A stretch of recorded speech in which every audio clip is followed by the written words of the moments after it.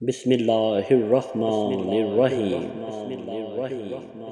شروع اللہ کے نام سے جو بڑا مہربان نہایت رحم کرنے والا ہے۔ شب قدر، یہ شب امامت اور ولایت بھی ہے۔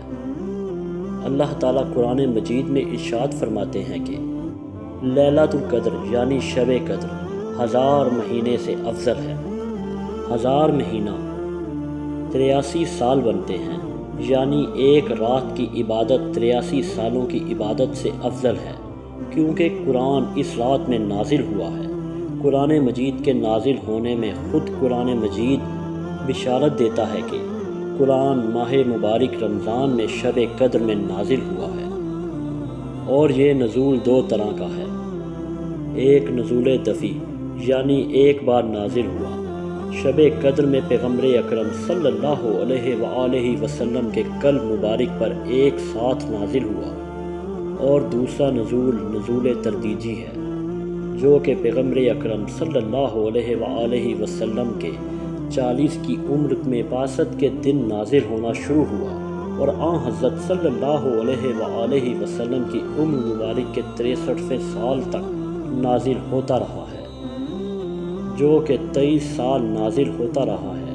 یعنی قرآن ایک ساتھ ایک بار شب قدر میں نازل ہوا، اور دوسری مرتبہ 23 سال آہستہ آہستہ نازل ہوتا رہا ہے۔ شب قدر کو شب امامت اور ولایت بھی کہا جاتا ہے، کیونکہ خود قرآن کہتا ہے کہ اس رات میں فرشتے اور ملائکہ سے اعظم ملک روح بھی نازل ہوتے ہیں، اور نقطے کو سمجھنا ضروری ہے کہ نازل ہوتے ہیں، نازل ہوئے نہیں، کیونکہ ارشاد باری تعالیٰ ہے کہ تنزل فعل مضارع ہے، یعنی نازل ہوتے ہیں، نازل ہوئے نہیں کہا گیا۔ تو یہ جاننا ضروری ہے کہ کس پر نازل ہوتے ہیں۔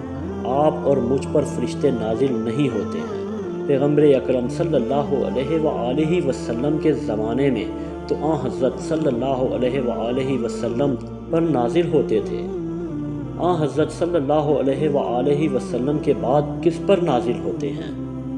ظاہر سی بات ہے، اس پر نازل ہوں گے جو پیغمبر اکرم صلی اللہ علیہ وآلہ وسلم کے بعد حضور اکرم صلی اللہ علیہ وآلہ وسلم کا جانشین ہوگا، جو معصوم ہوگا، جو صاحب ولایت ہوگا۔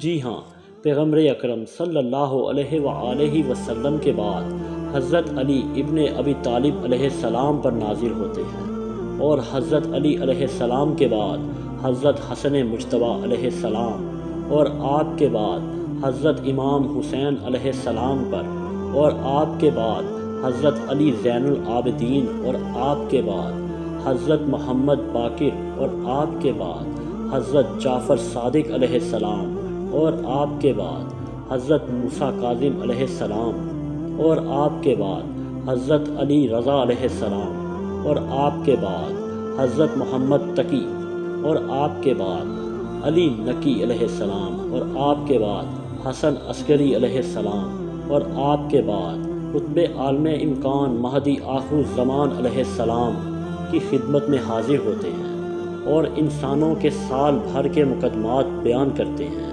اس لیے ہمیں چاہیے کہ اس رات کو پالیں، ایک رات میں عمر بھر کی عبادات کا ثمر پا سکیں، کیونکہ اللہ نے شب قدر کو 1000 مہینوں سے افضل قرار دیا ہے۔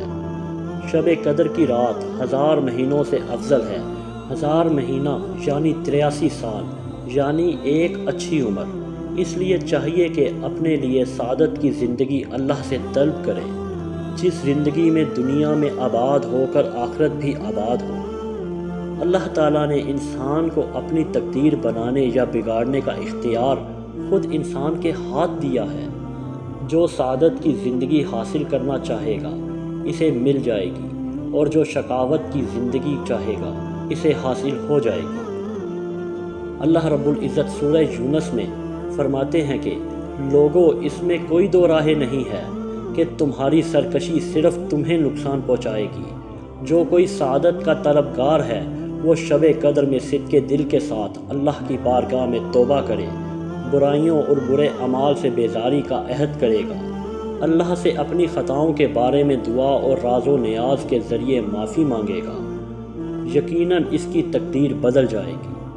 اور جو کوئی شقاوت کی زندگی چاہے وہ شب قدر میں توبہ کرنے کی بجائے گناہ کرے یا توبہ کرنے سے پرہیز کرے، تلاوت قرآن، دعا اور نماز کو اہمیت نہیں دے گا، اسی طرح اس کے نامہ اعمال سیاہ ہوں گے۔ اللہ تعالیٰ سے دعا ہے کہ اللہ تعالیٰ ہمیں شب قدر کو پا لینے کی توفیق عطا فرمائے اور ہمیں تمام طاق راتوں میں اپنے حضور عبادت میں کھڑے ہونے کی توفیق عطا فرمائے، اور اللہ تعالیٰ ہمارے تمام صغیرہ اور کبیرہ گناہ معاف فرمائے، اور اللہ تعالیٰ ہماری زندگیوں میں آسانی والا معاملہ عطا فرمائے، اور حضور اکرم صلی اللہ علیہ وآلہ وسلم کی شفاعت نصیب فرمائے۔ آمین یا رب العالمین۔